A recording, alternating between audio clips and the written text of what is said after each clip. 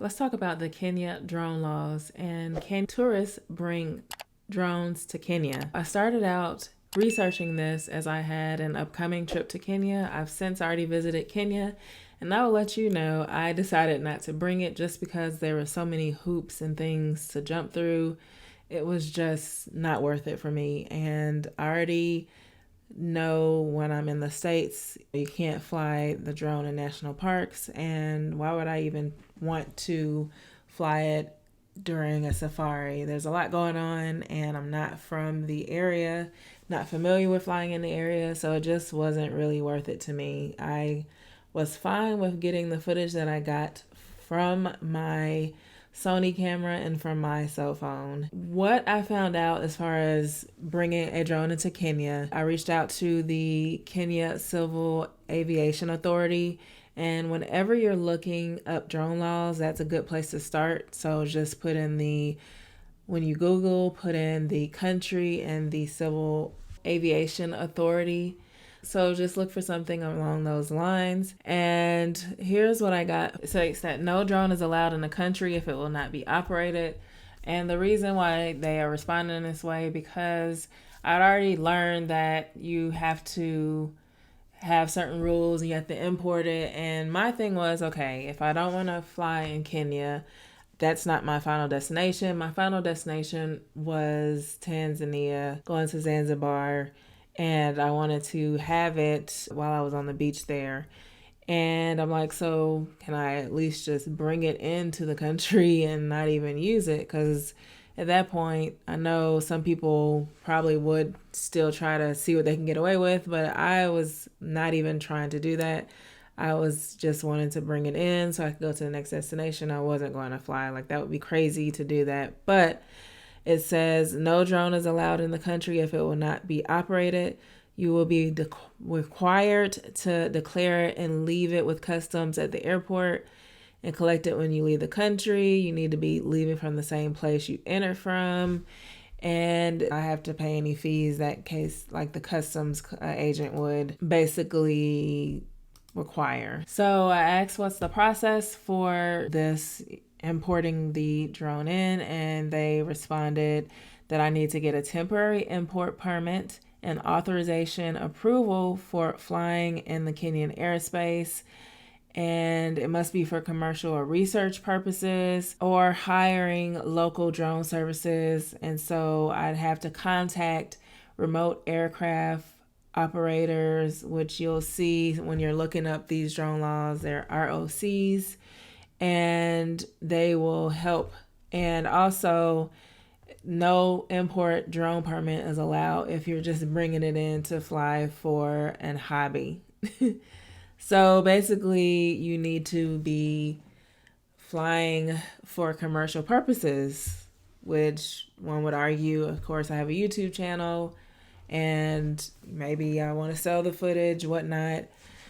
Okay, so I just continued along to see, and there was a list that they provided of the ROCs, and I reached out to a few and sent an email, BCC'd, and some of them I got a bounce back.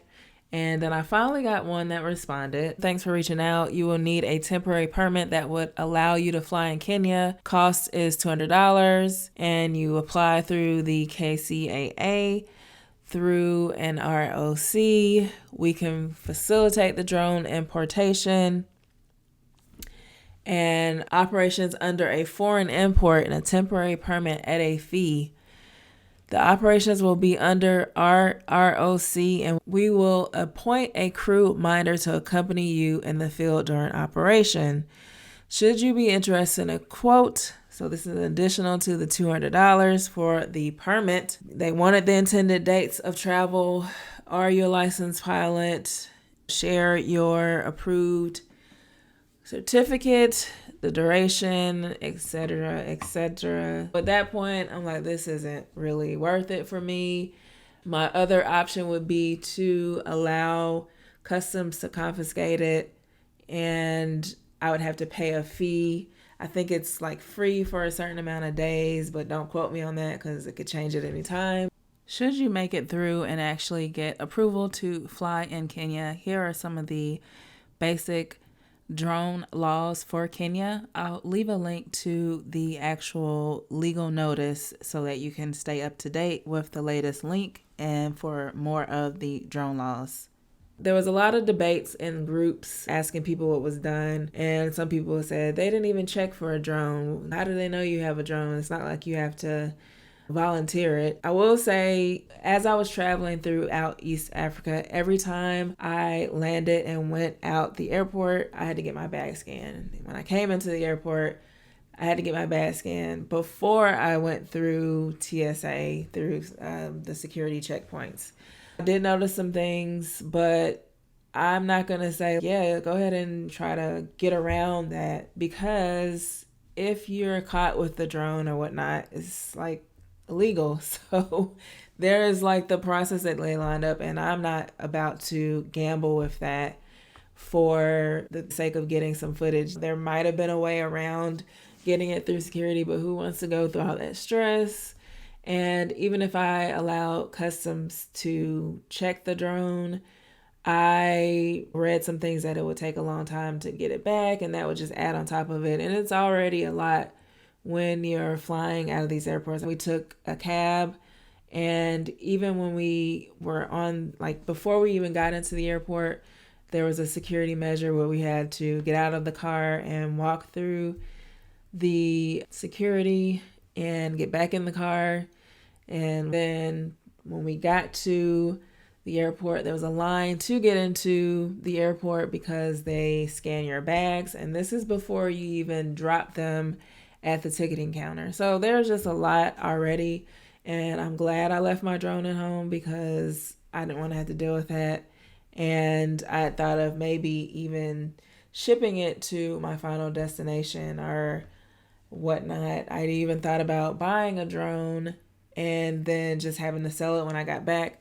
And at the end of the day, there was just too much. I'll talk about why I ended up not even taking it to Tanzania, what I found out in my research there as far as the drone laws for Tanzania. Please don't post any questions about like how to get around it, all that stuff. I'm not going to help you with that. It's really not worth it. I will say you can possibly bring it and get it checked at customs, but that's a gamble. Definitely look into insurance, because if you don't get it back or it's damaged, whatnot, that is an option. Make sure you subscribe to this channel for drone tips, drone news, and traveling with the drone.